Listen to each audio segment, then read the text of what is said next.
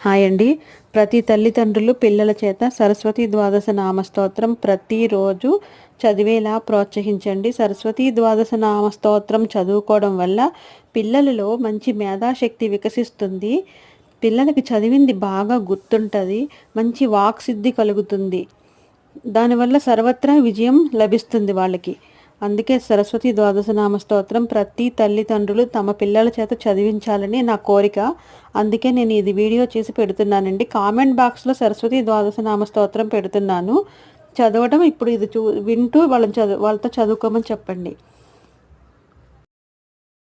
సరస్వతీ త్వయం దృష్ట్యా వీణా పుస్తకధారిణి హంసవాహన సమాయుక్త విద్యాదానకరీ మమ ప్రథమం భారతీ నామ ద్వితీయం చ సరస్వతి తృతీయం శారదా దేవి చతుర్థం హంసవాహన పంచమం జగతి ఖ్యాతాం షష్టం వాగీశ్వరీ తథా కౌమారీ సప్తమం ప్రోక్త అష్టమం బ్రహ్మచారిణి నవమం బుద్ధిదాత్రీ చ దశమం వరదాయిని ఏకాదశం క్షుద్రఘంట ద్వాదశం భువనేశ్వరి బ్రాహ్మీ ద్వాదశ నామాని త్రిసంధ్యం యః పఠేన్నరః సర్వసిద్ధికరీ తస్య ప్రసన్న పరమేశ్వరి సా మే వసతు జిహ్వాగ్రే బ్రహ్మరూపా సరస్వతి.